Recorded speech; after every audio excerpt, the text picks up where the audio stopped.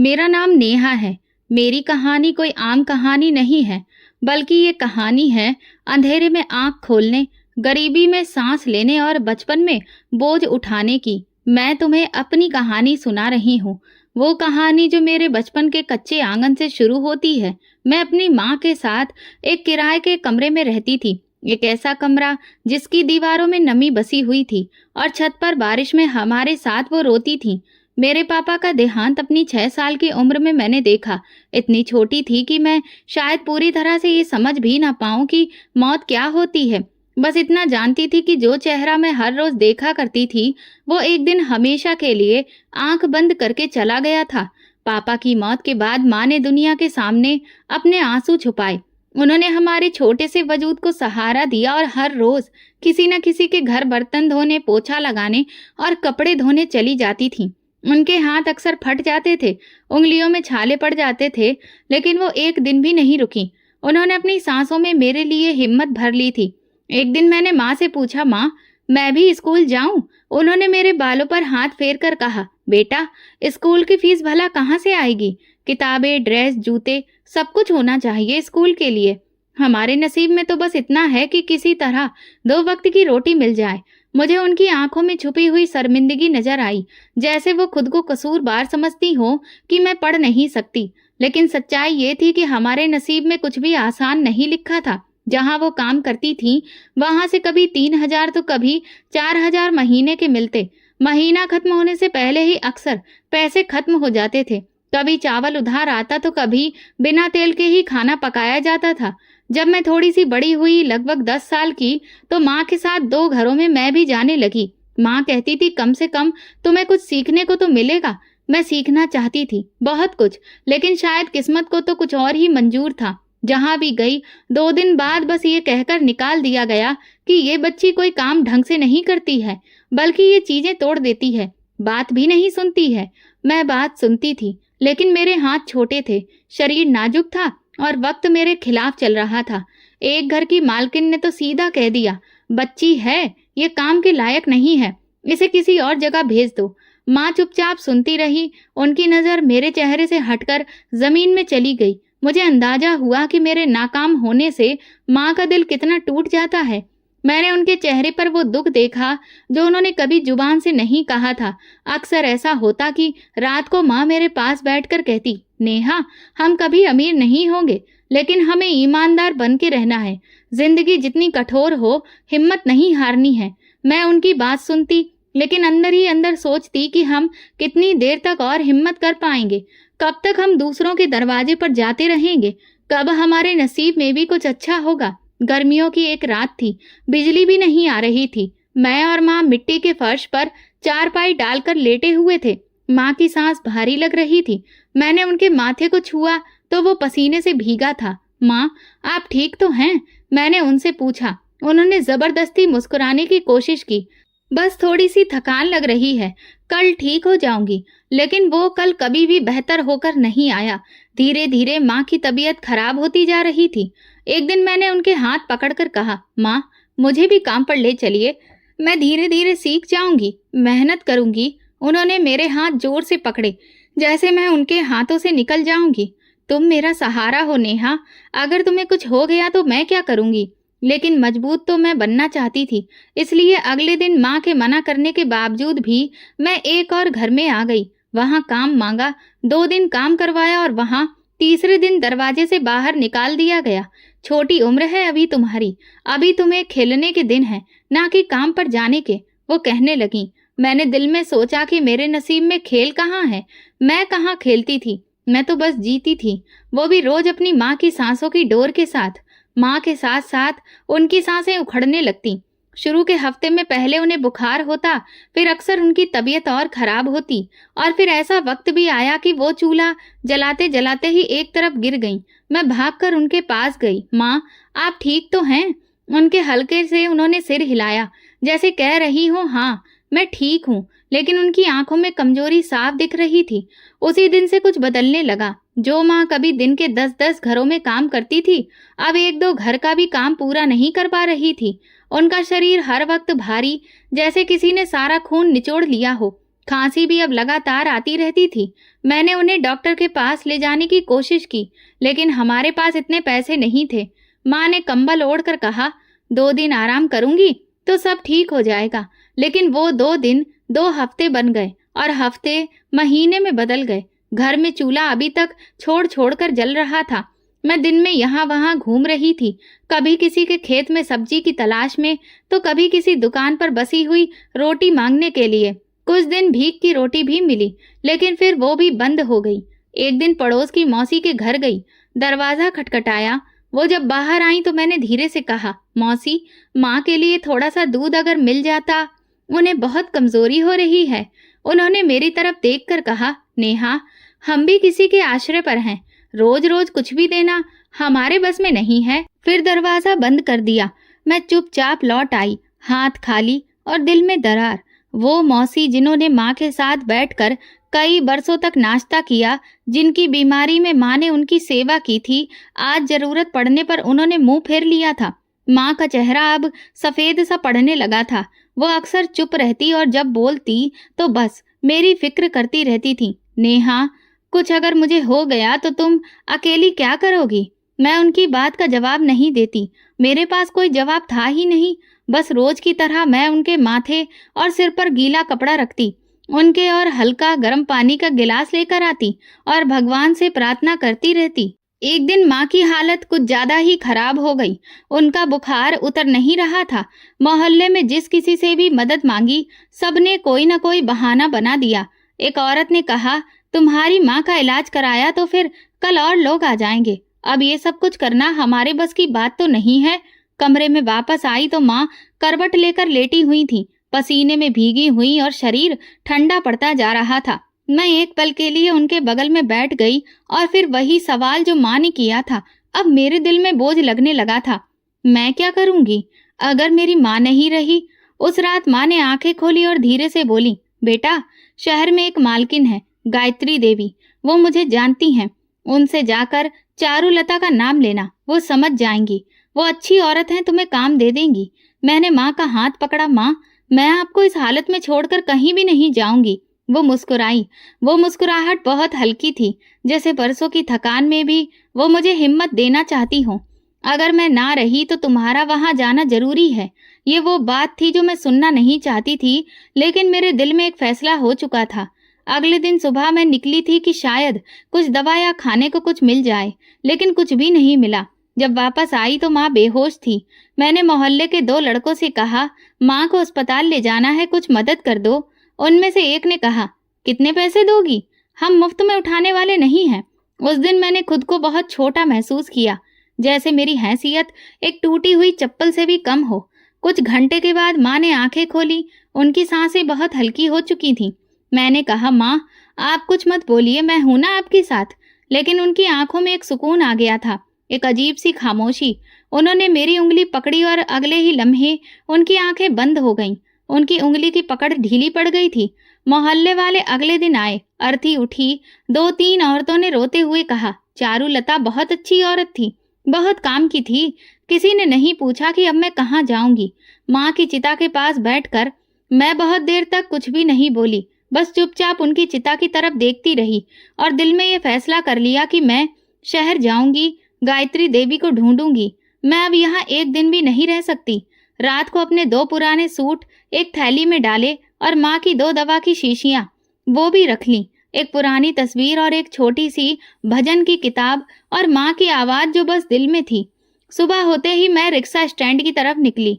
माँ की निशानी दिल में और शहर का पता, वही पता जो माँ के पुराने सामान से निकला था। रिक्शा चलने लगा, गांव पीछे रह गया। खेत, नालियां, नीम के पेड़, सब कुछ छूटता जा रहा था। फिर मैं बस में बैठी। बस जब शहर में दाखिल हुई तो सब तरफ शोर, गाड़ियों की आवाज, लोग, दुकानें, सब कुछ अलग दिख रहा था। मैं खिड़की से बाहर देख रही थी। माँ ने शहर की कहानी सुनाई थी, लेकिन ये इतना बड़ा और इतना तेज शहर होगा, ये मुझे अंदाजा नहीं था। तकरीबन 1 घंटे के बाद बस एक बड़े बंगले के सामने आकर रुकी। मैं थोड़ी देर खड़ी रही। दीवारें ऊंची थी, गेट लोहे का था, ऊपर सोने के जैसा कटाव। दिल में बहुत घबराहट हो रही थी। एक जगह मेरे लिए नहीं थी। गेट पर एक चौकीदार खड़ा था, उसके सर पर टोपी थी और हाथ में लाठी। मैंने धीरे से कहा, मुझे गायत्री देवी से मिलना है। चौकीदार ने घूर कर देखा। तुम कौन हो? मैंने कहा, मैं नेहा, चारुलता की बेटी। वो उनकी नौकरानी थी। वो कुछ देर चुप रहा, फिर गेट खोलकर अंदर चला गया। मैं वहीं पर खड़ी रही। दिल की धड़कन तेज हो चुकी थी। 5 मिनट बाद वो वापस आया और बोला, मालकिन बुला रही हैं। मैं अंदर गई तो जैसे किसी और ही दुनिया में आ गई थी। दीवारें ऐसी लग रही थी जैसे सोने की बनी हो। दीवारों पर काफी सारी तस्वीरें थीं। हर कोने से खुशबू आ रही थी। मैं दरवाजे पर जूते उतारकर अंदर गई। मालकिन लॉन्ज में सोफे पर बैठी थी। वो ठीक ठाक उम्र की औरत थी, कपड़े साफ सुथरे और चेहरे पर नमी। उन्होंने मुझे आते ही ध्यान से देखा। नेहा, उन्होंने सवाल किया। मैंने सर हिलाया। जी मालकिन, मैं चारुलता की बेटी हूँ। माँ इस दुनिया में नहीं रही है। ये सुनते ही उन्होंने आंखें बंद कर ली और फिर उठकर मेरे पास आईं। मेरे सर पर हाथ रखकर बोली, भगवान तुम्हें सब्र दे। तुम्हारी माँ बहुत अच्छी औरत थी। तुम यहाँ रहो, इस घर में तुम्हें कोई दिक्कत नहीं होगी। मैंने झुककर उन्हें नमस्ते किया। पहली बार किसी ने मुझे ऐसी तसल्ली से देखा था। मालकिन ने चौकीदार को बुलाया। इसको गेस्ट रूम दिखाओ, इसका सामान रखवाओ। कमरा देखकर तो मैं हैरान रह गई थी। सफेद चादरें, लकड़ी का पलंग, शीशा, छोटी सी अलमारी, ये सब कुछ मेरे सपनों से भी बड़ा था। शाम को मालकिन ने मुझे अपने साथ खाना खाने को कहा। मैं बहुत झिझक रही थी तो वो कहने लगी, यहाँ तुम नौकर नहीं हो, तुम चारुलता की बेटी हो। हम एक ही किचन से खाते हैं। खाने में पनीर की सब्जी और रुमाली रोटी थी। पहली बार मैंने ऐसी रोटी खाई थी। वो बार बार मेरी तरफ पानी का गिलास बढ़ा देती। खाने के बाद बोली, कल से तुम थोड़े बहुत काम समझ लेना। सब कुछ तुम्हारे लिए नया होगा, लेकिन धीरे धीरे तुम सीख जाओगी। रात को कमरे में आकर मैं बैठी रही। खामोश थी, लेकिन दिल में सवालों का शोर था। माँ की पहचान की थी ये औरत, लेकिन इतनी नरम दिल, इतना बड़ा घर। वो तो कह रही थी कि बस काम करवाएंगी। सुबह सुबह ही दरवाजे पर दस्तक हुई तो मेरी आंख खुली। कमरा सुकून से भरा हुआ था। बाहर से धूप की हल्की किरणें अंदर आ रही थीं। ऐसा नजारा मैंने पहले कभी नहीं देखा था, ना ही ऐसी सुबह। दरवाजे पर खड़ी हुई औरत बोली, मालकिन ने कहा है कि नाश्ता करके लॉन्ज में आ जाना। मैंने धीरे से सर हिलाया और दरवाजा बंद कर लिया। बेड के साथ रखी हुई टेबल पर एक सफेद रंग का सूट रखा हुआ था और उस पर एक कागज भी था जिस पर लिखा था, ये तुम्हारे लिए। मैंने कपड़े छूकर देखे, बड़े ही महंगे लग रहे थे। दिल में कहीं जानती थी कि इन सब चीजों पर मेरा अधिकार कैसे बनता है, लेकिन मालकिन के चेहरे की नरमी याद आती तो दिल मान जाता था। नाश्ता करने के बाद मैं जैसे ही लॉन्ज में पहुंची, मालकिन सोफे पर बैठी हुई थी। हाथ में किताब थी और सामने कॉफी का मग। मुझे देखकर मुस्कुराई। ये कपड़े तुम्हें कैसे लगे? मैंने कहा, बहुत अच्छे, पर मैं आपसे कुछ भी नहीं मांगती हूँ। मैं नजर झुकाकर जवाब दिया, कुछ चीजें मांगी नहीं जाती, दी जाती हैं। तुम मेहमान नहीं हो, लेकिन तुम्हारी जगह इस घर में है। तुम चारुलता की बेटी हो, ये कभी भूलना मत। उनके लहजे में एक अजीब सा ठहराव था, जैसे वो सब कुछ पहले ही तय कर चुकी हो। उस दिन उन्होंने मुझे घर के कुछ खास हिस्सों के बारे में आराम से बताया। सामने का लॉन्ज सिर्फ मेहमानों के लिए था। दाएं तरफ छोटा सा ऑफिस और पीछे की तरफ एक छोटा सा किचन। आंगन में थोड़ी बहुत घास थी जिसमें एक झूला लगा हुआ था और गार्डन में रंग बिरंगे फूल थे। ये कोई साधारण बंगला नहीं था। हर चीज अपनी जगह पर साफ सुथरी और सजी हुई थी। मैं खामोशी से देखती जा रही थी। ये जो दीवार के पार दूसरा पोर्शन है, वहाँ कोई नहीं रहता, बस कभी कभी वहाँ सफाई होती है। उन्होंने इशारा करते हुए कहा। शाम को मालकिन ने मुझे सबसे अपनी नौकरानी के तौर पर नहीं, बल्कि एक खास इंसान के तौर पर सबसे मिलवाया। ये नेहा है, मेरे साथ ही रहेगी, मेरे कामों में हाथ बटाएगी। बाकी नौकर जो सालों से काम कर रहे थे, उन्होंने सवालिया नजरों से मुझे देखा। किसी ने कुछ भी नहीं कहा, लेकिन एक अजीब सी चुप्पी थी। रात को मालकिन ने फिर से मेरे लिए दूध भेजा। कमरे में आकर उस औरत ने कहा, मालकिन ने कहा है कि तुम्हें कुछ भी चाहिए हो तो बिना झिझक के बता देना। मैंने कप पकड़ा और धीरे से कहा, उन्हें मेरा धन्यवाद कहना। कुछ ही दिनों में मैं घर के सारे मामले समझने लगी। सुबह नाश्ते के बाद मालकिन कुछ देर लाइब्रेरी में बैठती थी, फिर गार्डन में, दोपहर को आराम और शाम को गेस्ट रूम में बैठती, और रात को पूरी तरह से खामोशी, कोई शोर नहीं। कभी कभी वो धीमी आवाज में गाना सुनती थी और मैं हैरान रहती थी कि इतनी बड़ी जगह में वो अकेले कैसे रहती हैं। एक दिन उन्होंने मुझे बाजार ले जाने के लिए कहा। गाड़ी में बैठी तो मैं रास्ता देखती रही। शहर के महंगे इलाके की सड़क, शीशे की दुकानें और महंगे कपड़ों में लोग। मुझे ऐसा लगा जैसे मैं किसी और ही दुनिया में आ गई हूँ। मालकिन ने एक कपड़ों की दुकान के सामने अपनी गाड़ी रुकवाई। नेहा, तुम्हारे लिए कुछ लेना है? मैंने तुरंत कहा, मेरे पास सब कुछ है मालकिन, आपको मेरे लिए कुछ भी लेने की जरूरत नहीं है। वो मुस्कुराकर बोली, किसी को इज्जत देना जरूरत नहीं होती है। तुम इन कपड़ों में खुद को अच्छा महसूस करोगी। और मुझे फिर दुकान के अंदर लेकर गई। उन्होंने मेरे लिए 2 सूट लिए।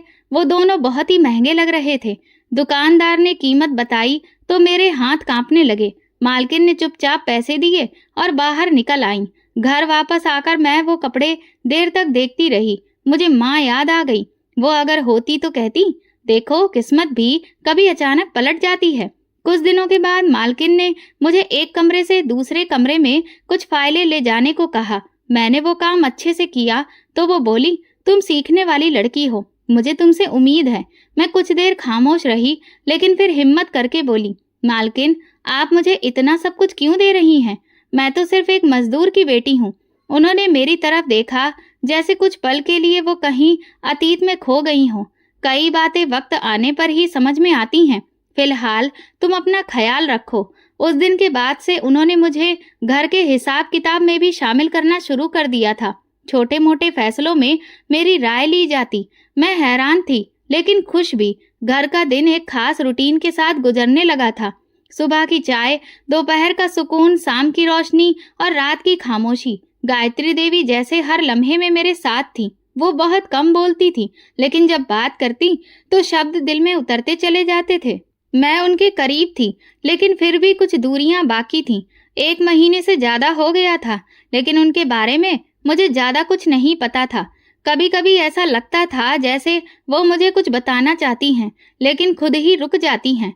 वो जब गार्डन में बैठती तो उनकी आंखें कहीं दूर देख रही होती। मैं सामने बैठी होती, लेकिन उनकी नजर शायद अतीत में कहीं रुकी होती। एक दिन दोपहर को वो खुद मेरे कमरे में आईं। उनके हाथ में 2 नए कपड़े थे।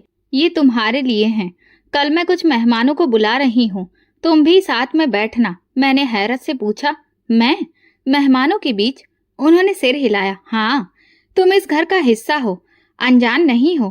फिर कुछ पलों के लिए खामोशी रही। फिर वो बोली, मैं चाहती हूँ कि लोग तुम्हें उस नज़र से देखें जैसे मैं देखती हूँ। मेहमान आए तो वाकई में माहौल बदल गया। 2 औरतें, एक आदमी और 2 छोटे बच्चे। सब ने मुझसे बहुत ही अच्छे तरीके से बात की। मालकिन ने मेरी उनसे पहचान करवाई और कहा, ये नेहा है, मेरे साथ रहती है, मेरी बेटी की जैसी है। ये बात सुनकर एक औरत ने कहा, बेटी तुम तो बहुत ही खूबसूरत है आपकी। मालकिन ने मुस्कुराकर मेरी तरफ देखा, जैसे कोई माँ अपनी बेटी पर गर्व कर रही हो। उन पलों में मैं ये भी भूल गई थी कि मैं कभी एक छोटे से गांव की पथरीली जमीन पर माँ के साथ बैठकर रोटी खाती थी। लेकिन कुछ सवाल ऐसे होते हैं जो हर खुशी के लम्हे में मन के कोने से झांकने लगते हैं।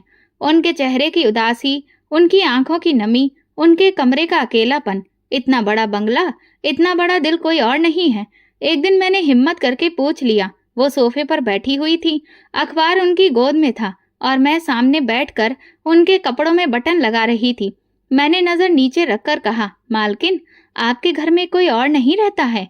वो थोड़ा सा रुकी, अखबार एक तरफ रख दिया, फिर धीरे से बोली, मेरे 2 बच्चे हैं। मैं चौंक कर उनकी तरफ देखने लगी, लेकिन वो नजरें बचा रही थी। फिर वो यहाँ पर क्यों नहीं है? मैंने चाहकर भी सवाल कर बैठी। मालकिन ने थोड़ी सांस खींची, जैसे कोई बोझ सीने से हटाने की कोशिश कर रही हो। वो अपने बाप के साथ रहते हैं। मैंने उनके पिता से तलाक ले लिया था। कमरे में खामोशी छा गई। मेरे हाथ रुक गए। मैंने कोई और सवाल नहीं किया। वो अपने शब्दों को एक हद से आगे नहीं ले गई। थोड़ी देर बाद वो खुद ही बोली, जिंदगी में कुछ फैसले ऐसे होते हैं जिनके अंजाम हमें खुद नहीं पता होते। बच्चों को बाप के पास छोड़ देना कोई एहसान नहीं था, लेकिन शायद जरूरी था। मैंने उनके चेहरे को ध्यान से देखा। उनकी आंखें अखबार के कोने में अटकी हुई थीं, जैसे वहां कोई जवाब छुपा हो। अगले दिन सुबह वो बहुत शांत लग रही थी। नाश्ता भी मेरे साथ किया। उन्होंने पूछा, अगर तुम्हें पढ़ने का मौका मिले तो क्या तुम करोगी? मैंने तुरंत कहा, जी हाँ, बहुत मन है मेरा। माँ के पास तो पैसों की गुंजाइश ही नहीं थी, लेकिन हाँ, मैं पढ़ना चाहती थी। तो ठीक है, कल से तुम्हारी पढ़ाई की शुरुआत होगी। मैं एक टीचर बुला लूंगी। वो बोली तो मैं हैरान रह गई। लेकिन आपने मेरी बात का भरोसा कैसे कर लिया? मैंने पूछा। तुम्हारी आंखों में जो सपने हैं वो झूठ नहीं हो सकते। उनके लहजे में साफ नरमी और भरोसा था। गायत्री देवी का व्यवहार मेरे लिए किसी चमत्कार से कम नहीं था। वो मेरे हर काम को शरारत नहीं, हर कमी को नरमी से समझा देती। उनका ये व्यवहार मेरे लिए अजनबी था, लेकिन अब धीरे धीरे ये सब मेरी आदत बनती जा रही थी।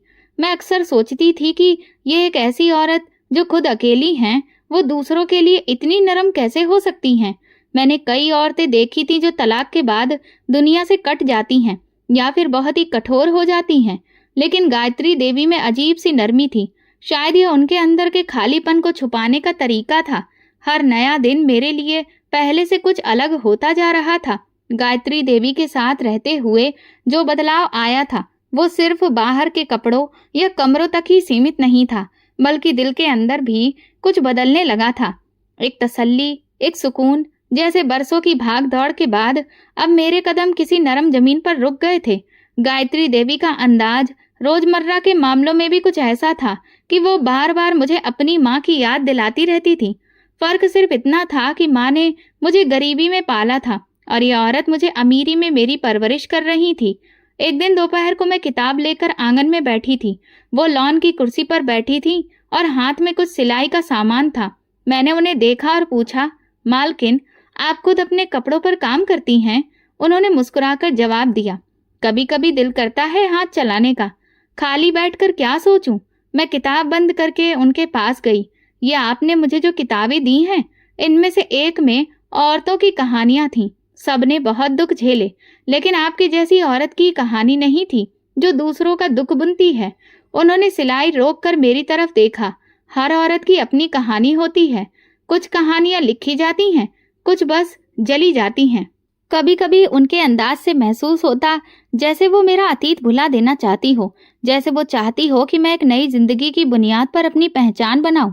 लेकिन मैंने कभी भी खुद को उस घर की मालकिन नहीं समझा और ना ही उनका व्यवहार मुझे नौकरानी जैसा महसूस होने देता था। ना बेटी होने का बोझ डालता था। एक बीच की जगह थी, ना जो खाली थी ना पूरी थी। मालकिन ने मुझसे कभी सवाल नहीं किया, ना मेरे अतीत को कुरेदने की कोशिश की, ना मुझे ये याद दिलाया कि मैं कहाँ से आई हूँ।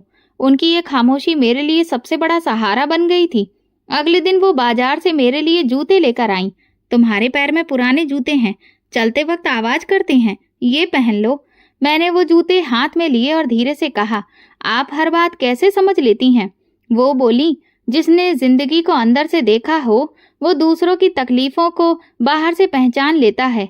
शायद सच में हर इंसान का नसीब सिर्फ गरीबी या खुशहाली ही नहीं, बल्कि लोगों से भी जुड़ा होता है जो उनके रास्ते में आते हैं। गायत्री देवी मेरी जिंदगी में ऐसा किरदार बन चुकी थी जिनकी मौजूदगी किसी सपने के जैसी थी, लेकिन कदम बर कदम सच्चाई छू रही थी। घर अब मेरे लिए अजनबी नहीं रहा था, लेकिन कुछ हिस्से अभी भी ऐसे थे जहां खामोशी किसी अंधे के सपने की तरह छुपी हुई थी।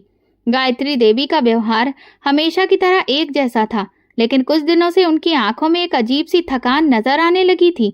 सुबह वो गार्डन में काम जाती थी, शाम को चाय अक्सर काम करती थी और रात का वक्त ज्यादातर अपने कमरे में गुजरता था। एक रात कमरे में नींद नहीं आ रही थी, पंखे की आवाज में भी सुकून नहीं था।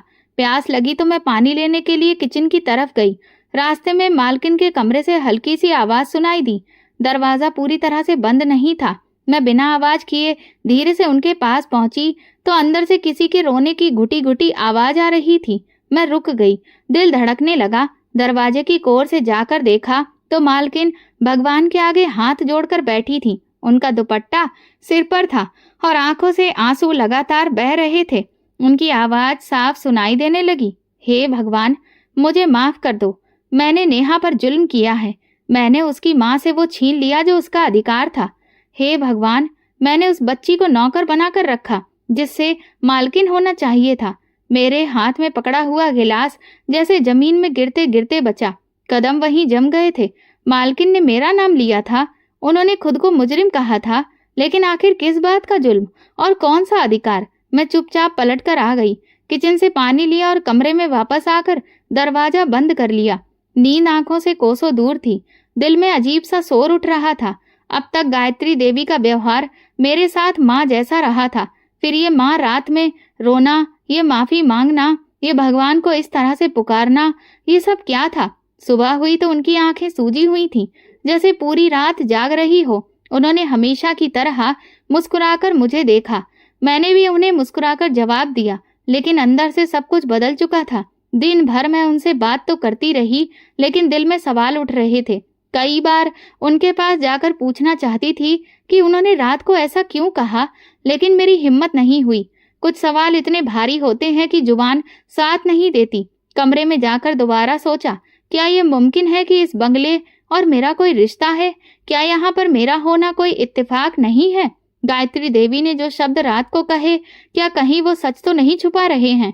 दोपहर को वो सोफे पर लेटी हुई थी और किताब पढ़ रही थी। मैं उनके सामने बैठकर सफाई के बारे में पूछने लगी, जैसे रोज की बात हो, तो उन्होंने सर हिलाकर कहा, किचन आज शाम को धो देना और पिछले पोर्शन की सफाई कल कर देना। मैं कुछ देर उनके अंदाज को देखती रही। एक पल को चाहा कि उनका हाथ पकड़कर पूछ लूं, कौन सा जुल्म किया है आपने मेरे साथ? लेकिन मेरे मुंह से कुछ भी नहीं निकला। रात को फिर वैसी ही खामोशी थी। इस बार मैं जानबूझकर देर तक जागी। मालकिन के कमरे की रोशनी देर तक जलती रही।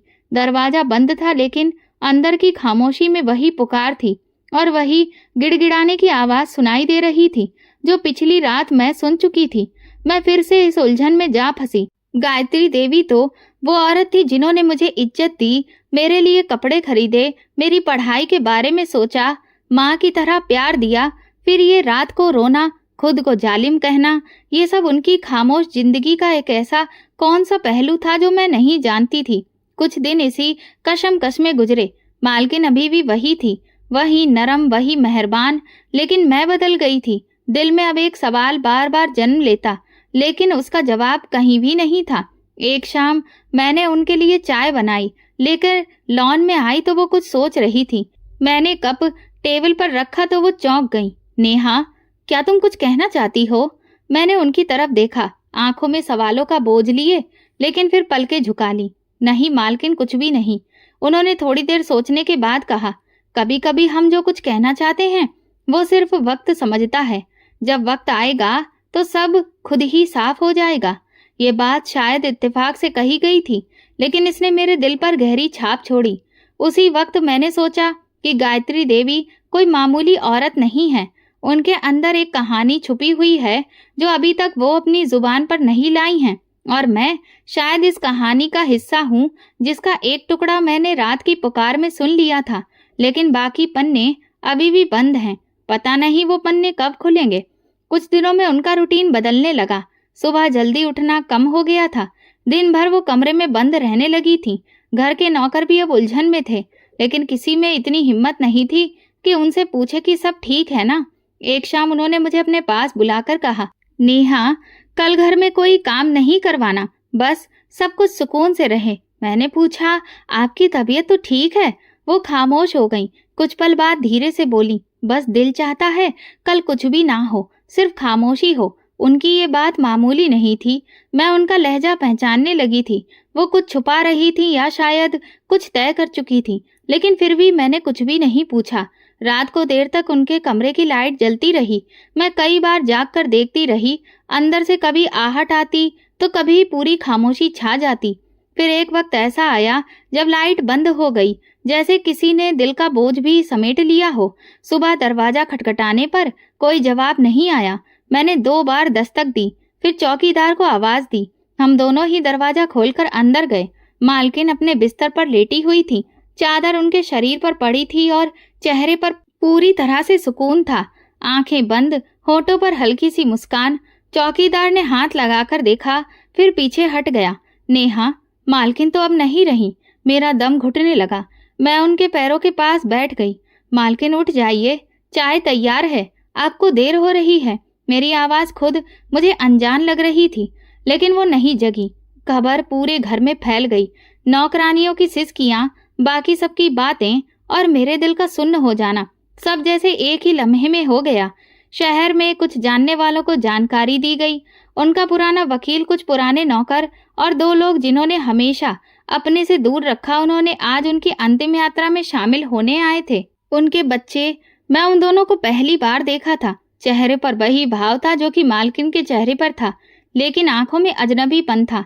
लड़की की उम्र लगभग 15 साल थी और लड़का शायद 16 या 17 का। वो दोनों खामोश खड़े रहे, ना किसी से बात करना, ना कोई सवाल। अंतिम यात्रा बड़े ही अच्छे तरीके से हुई। लोगों ने उनकी अच्छाइयों की गवाही दी और मैं सबको सुनकर सोचती रही कि ये वही औरत जो इतनी खामोश थी, इतनी प्रार्थनाएं करती थी, वो क्यों इतनी तड़पती रही? कौन सा राज था जो उनके आखिरी लम्हे तक उन्हें बेचैन करता रहा? रात को कमरे में आकर मैंने उनके बिस्तर की चादर ठीक की, उनका तकिया ठीक से रखा और उनकी आखिरी पहनी हुई चप्पल एक कोने में रखी। अलमारी खोली तो अंदर एक डायरी थी। हाथ कांपने लगे, अभी खोलने की हिम्मत नहीं थी। मेरी नजर खिड़की से बाहर लॉन पर पड़ी। वहां झूला हिल रहा था, हवा से या शायद किसी अंदर के एहसास से। गायत्री देवी चली गई, लेकिन उनके जाने के बाद खामोशी एक नई आवाज बन गई थी। अब उस घर में सिर्फ मैं थी और वो राज जो अभी तक पूरा खुला नहीं था। मालकिन के मरने के अगले दिन ही बंगले की हवा पूरी तरह से बदली हुई थी। आंगन में कुर्सियां लगाई गई थीं, बरामदे में मेहमानों के लिए चाय का बंदोबस्त किया गया था और अंदर ड्राइंग रूम में कुछ चेहरे बिल्कुल नए लग रहे थे, जिन्हें उस घर की दहलीज ने बरसों तक देखा नहीं था। मैं लॉन के एक तरफ बैठी थी, जहां मालकिन अक्सर शाम की चाय पीती थी। उनका वो खास सफेद रंग का कप अभी भी ट्रे में रखा हुआ था, जिसे कल रात से किसी ने नहीं हटाया था। दोपहर होते ही 2 गाड़ियां गेट के बाहर आकर रुकी। एक में वही लड़का और लड़की उतरे जिन्हें कल मैंने देखा था। उनके साथ एक ठीक ठाक उम्र का आदमी भी था, जिसके कपड़े साफ सुथरे थे। चौकीदार ने बताया कि ये वकील साहब हैं, मालकिन के पुराने जान पहचान के। सब लोग ड्राइंग रूम में जमा हो गए। मैं दरवाजे के पास मौजूद सोफे पर बैठ गई। मेरी मौजूदगी पर किसी ने भी ऐतराज नहीं किया, शायद इसलिए क्योंकि मालकिन के आखिरी दिनों में मैं उनके सबसे करीब रहने वाली इंसान थी। वकील साहब ने एक लिफाफा खोला और सारे कागज निकालकर टेबल पर रखे। उनके शब्द नपे तुले थे। गायत्री देवी ने अपने मरने से कुछ वक्त पहले एक कानूनी वसीयत तैयार करवाई थी, जिसकी कॉपी मेरे पास मौजूद है और असली अदालत की रजिस्ट्री में जमा है। कमरे में हल्की सी बातें हुई। मालकिन के बेटे ने तुरंत कहा, हम जानते हैं, वो शायद कुछ पैसे दान में देना चाहती होंगी, लेकिन जायदाद पर तो हमारा हक है। वकील ने नजर उठाकर लड़के की तरफ देखा। आप साफ सुन लीजिए कि उन्होंने क्या फैसला किया है। फिर उन्होंने तेज आवाज में वसीयत पढ़नी शुरू की, हर शब्द साफ। मैं गायत्री देवी अपने पूरे होशो हवास में ये ऐलान करती हूँ कि मेरी जायदाद में मौजूद सारी संपत्ति। फिर वकील ने एक पल रुककर मेरी तरफ देखा, फिर दोबारा पढ़ना शुरू किया। मेरी इच्छा के मुताबिक नेहा के नाम पर की जाती है, जो मेरे साथ काफी दिनों से रह रही थी। उसने मेरी सेवा की और जिसके साथ मैं चाहती थी कि उसकी माफी मिलने के लिए ये जरूरी है। मेरे बच्चे मेरे इस फैसले के बारे में कुछ भी नहीं जानते हैं, लेकिन ये मेरा आखिरी फैसला है। कमरे में जैसे खामोशी का बोझ आ गया। मालकिन की बेटी ने हैरत से वकील की तरफ देखा। क्या मतलब? नेहा? कौन नेहा? वो नौकरानी? वकील ने अपने अंदाज में कहा। जी वही। गायत्री देवी ने अपने सारे कागजों पर दस्तखत किए हैं। बेटे ने कुर्सी से उठकर कहा, यह धोखा है। हमारी माँ कभी भी ऐसा फैसला नहीं कर सकती। फैसला उन्होंने पूरे होश में किया है और उस पर 2 गवाहों के दस्तखत भी मौजूद हैं। अगर आप चाहें तो अदालत जा सकते हैं, लेकिन इसका नतीजा नहीं बदलेगा। वकील का अंदाज पूरी तरह से पेशेवर था। मैं अपनी जगह पत्थर बनी खड़ी रही। मेरा दिल तेज से धड़क रहा था, लेकिन जुबान पर खामोशी थी। ये वो लम्हा था जिसे मैंने कभी सपने में भी नहीं सोचा था। मालकिन के बेटे ने एक झटके में टेबल पर रखे हुए सारे कागजों को समेटने की कोशिश की, लेकिन वकील ने हाथ रोककर कहा, यह कानूनी कागज हैं, आप इन्हें नहीं छू सकते। लड़की बोली, तो हमारी माँ ने हमें कुछ भी नहीं दिया। वकील ने एक नजर उस पर डाली। उन्होंने ये कहा है कि आप दोनों की जिम्मेदारी आपके पापा ने संभाली थी और उनकी जायदाद से जुड़ी सारी कानूनी कार्रवाई अलग हो चुकी थी। उनकी खुद की जो पर्सनल संपत्ति है वो सिर्फ नेहा के नाम पर की गई है। मालकिन के दोनों बच्चे चुप हो गए। उनकी आंखों में सदमा, गुस्सा और बेयकीनी थी। वो तुरंत कमरे से बाहर निकल गए। मैं दरवाजे की तरफ देखती रही, जहां वो पल भर पहले खड़े थे। वकील ने मेरे पास आकर एक लिफाफा पकड़ाया। ये कागज आपके नाम पर ट्रांसफर कर दिए गए हैं। जल्दी में कोई भी फैसला मत करिएगा। मैंने लिफाफा पकड़ लिया, लेकिन समझ नहीं आ रहा था कि ये सब मेरे साथ ही क्यों हो रहा है। मालकिन ने कब और क्यों ऐसा किया? शाम तक पूरा बंगला सन्नाटे में डूब चुका था। शोर जो कुछ पलों पहले कमरे में हो रहा था, अब वो किसी अतीत की लकीर लगने लगा था। कमरे में आकर मैंने दरवाजा बंद किया। मालकिन की तस्वीर पर नजर पड़ी जो टेबल पर रखी हुई थी।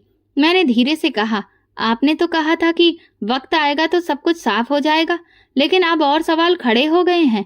गायत्री देवी चली गईं, लेकिन उनका फैसला मेरे सामने एक बड़ा राज बनकर खड़ा हो गया था और मैं बस खामोशी से उस राज के तले दबती जा रही थी। मालकिन की मौत और उनकी वसीयत की घोषणा को कुछ दिन बीत चुके थे, लेकिन बंगले की हवा अभी भी भारी लग रही थी। कानूनी कार्रवाइयां जारी थी और मैं नेहा वही थी, लेकिन अब नाम के साथ साथ जायदाद की बारिश कहलाने लगी थी। मैंने न किसी कागज पर दस्तखत किए थे और ना ही कुछ भी अब तक अपनाया था, लेकिन लोग मुझे नए नाम से पुकारने लगे थे। कभी चौकीदार मुझे मैडम जी कहकर बुलाता, कभी नौकरानियां सर झुकाकर सम्मान देती थीं। उन सबका व्यवहार बदल गया था, लेकिन मैं वैसे ही थी।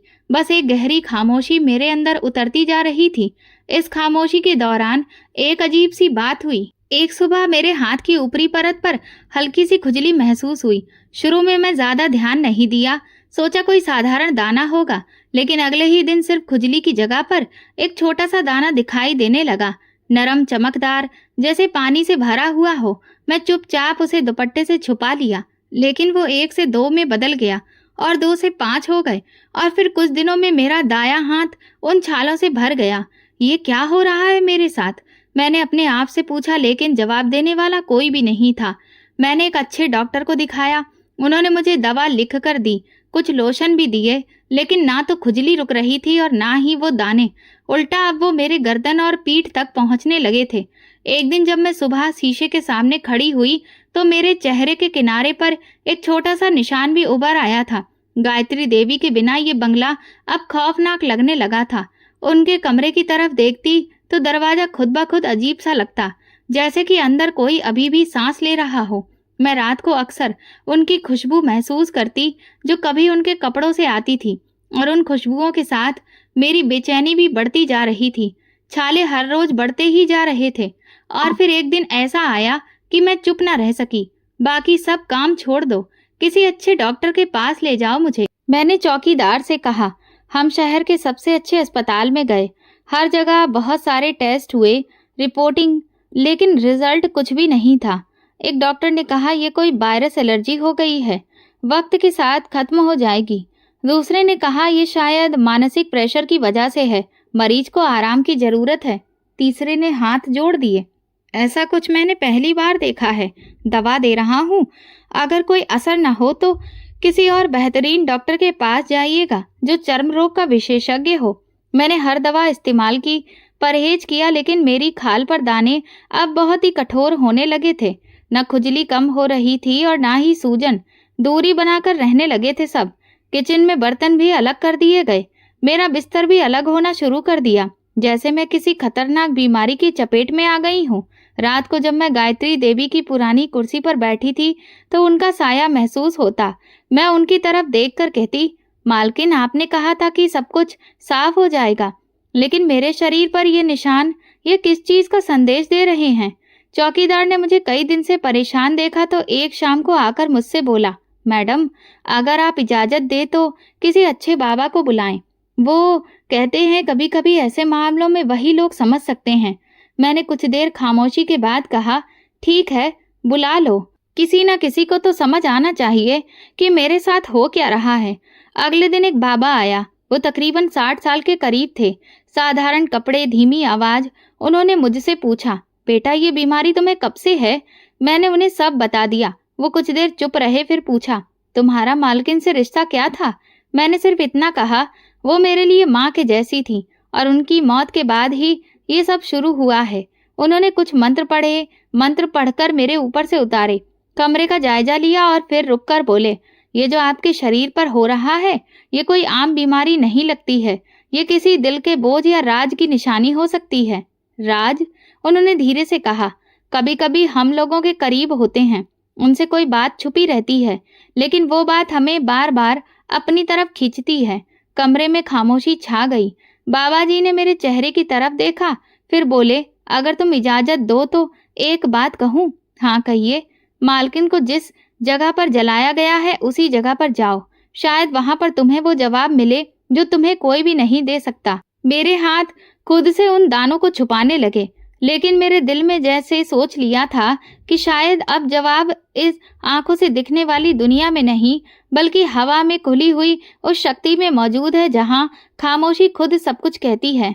सुबह की पहली किरण हुई तो मेरी आंख खुली, लेकिन नींद जैसे सारी रात नहीं आई थी। तुम्हें शमशान घाट जाना चाहिए, शायद वही तुम्हें जवाब मिलेगा। पिछली रात के बाद मेरे दिल में एक अजीब सी बेचैनी हो रही थी। दाने ऐसा लग रहे थे कि सिर्फ शरीर पर नहीं दिल पर भी हो गए थे। मैंने खामोशी से एक कपड़े बदले और चौकीदार को आवाज दी, शमशान घाट ले जा सकते हो? चौकीदार ने चौंक कर मेरी तरफ देखा, फिर धीरे से सर हिला दिया। हाँ मैडम, मैं गाड़ी निकालता हूँ। रास्ता खामोशी से गुजरता, शहर अभी पूरी तरह से उठा नहीं था। सूरज की रोशनी सड़कों पर फैल रही थी, लेकिन मेरे दिल के अंदर अंधेरा था। जब हम शमशान घाट पहुंचे तो चौकीदार ने दूर से इशारा कर दिया। उधर उन्हें आखिरी मुखाग्नि दी गई थी। मैं यही इंतजार कर रहा हूँ। मैं धीरे से अंदर गई। जब मैं उस जगह पर पहुंची तो वहां मिट्टी की खुशबू कुछ अजीब सी महसूस हुई।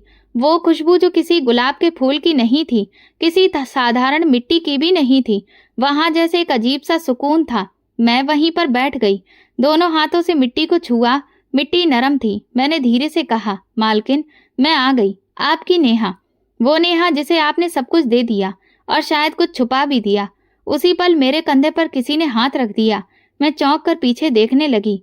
एक अजनबी आदमी खड़ा था, ठीक ठाक कदकाठी, सफेद कपड़े, चेहरा गंभीर, लेकिन नजरों में कुछ अपनापन, जैसे कि वो मुझे जानता हो। आप कौन हैं? मैंने थोड़ा दूर होते हुए पूछा। वो धीरे से बोले, मैं गायत्री देवी का पति हूँ। मेरे कदम वहीं रुक गए। कुछ लम्हों तक मैं कुछ बोल न पाई। आप? लेकिन मालकिन ने कहा था कि आपसे तो उनका तलाक हो गया है। उन्होंने एक लंबी सांस ली। नहीं, तलाक कभी भी नहीं हुआ था। वो खुद ही वो घर छोड़कर चली गई थी, अपने भाई के पास। मेरी आंखों में हैरत थी। क्यों?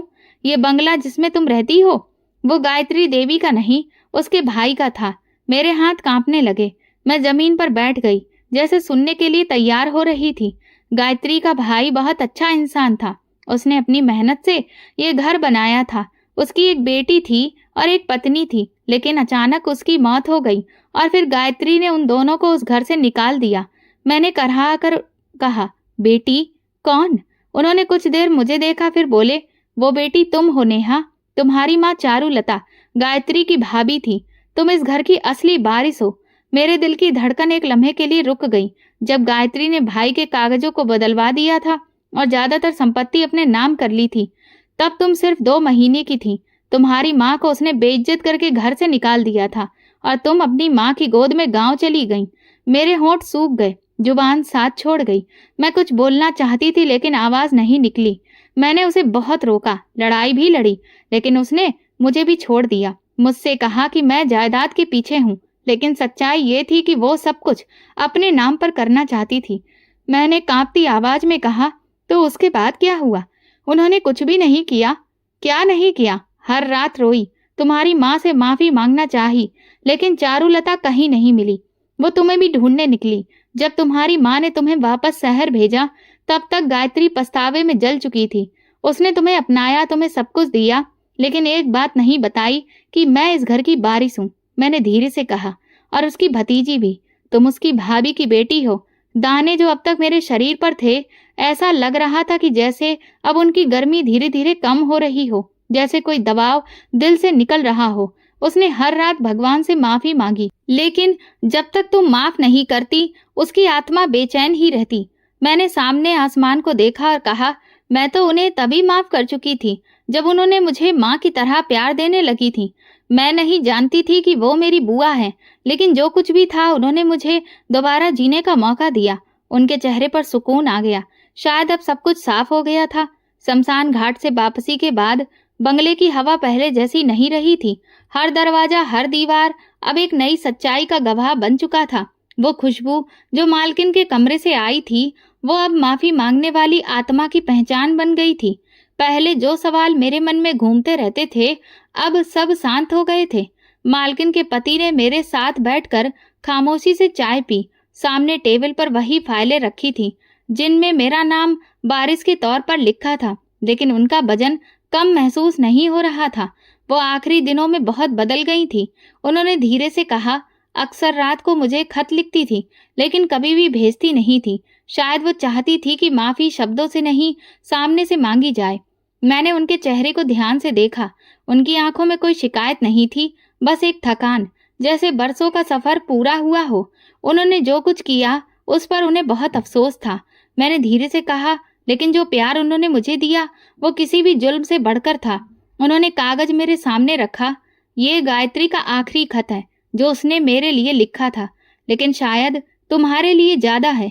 मैंने खत खोला। कागज पर सादा शब्द थे, नेहा, मैं तुम्हें कभी ये सब नहीं बता सकी। शायद हिम्मत नहीं थी। तुम्हारी माँ को मैंने घर से निकाला, तुम्हें जायदाद से अलग किया और सब कुछ अपने नाम कर लिया। उस वक्त मुझे लगा कि मैं सब समेट लूंगी, लेकिन वक्त ने मेरी आंखें खोल दी। तुम्हें जब पाया तो समझ आया कि जिसे मैं कमजोर समझ रही थी वही मेरे लिए सबसे कीमती थी। मैं जानती हूँ कि तुम सब समझ जाओगी और शायद मुझसे नफरत भी करोगी, लेकिन मैं सिर्फ इतना चाहती हूँ कि तुम मुझे माफ कर दो। खत हाथ में लिए मैं बहुत देर तक खामोश बैठी रही और फिर धीरे से कहा, मैं तो उन्हें कब का माफ कर चुकी थी। उसी दिन जब उन्होंने मेरे सर पर हाथ रखा था, मुझे बेटी कहा था। उनके पति ने गहरी सांस ली, जैसे बरसों का बोझ उनके कंधों से उतर गया हो। उसी शाम मैंने पहली बार वो अलमारी खोली जिसे मालकिन हमेशा ही बंद रखती थी। अंदर पुरानी तस्वीरें, कुछ कागज और एक छोटा सा झूमर पड़ा था। तस्वीर में वो मेरे पापा के साथ खड़ी थी और एक बच्ची उनके सामने गोद में थी। तस्वीर के पीछे सिर्फ एक शब्द लिखा था, नेहा। उसी रात मेरे शरीर पर पड़े हुए दानों में कुछ बदलाव सा होने लगा। ना वो खुजली हो रही थी और ना सूजन। सुबह मैंने शीशे में खुद को देखा तो मेरा बाजू, गर्दन, यहाँ तक कि मेरा चेहरा, सब कुछ साफ हो चुका था, जैसे कुछ था ही नहीं। चौकीदार हैरत से मुझे देखने लगा। मैडम, लगता है जैसे आप पहले जैसी हो गई हो। मैंने मुस्कुराकर कहा, क्योंकि अब मैं जान गई हूँ कि मैं कौन हूँ और जो सवाल थे वो सब खामोश हो गए। कई हफ्ते गुजर गए। बंगला मेरा घर बन गया था, लेकिन मैंने उसे वैसा ही रखा जैसा मालकिन चाहती थी।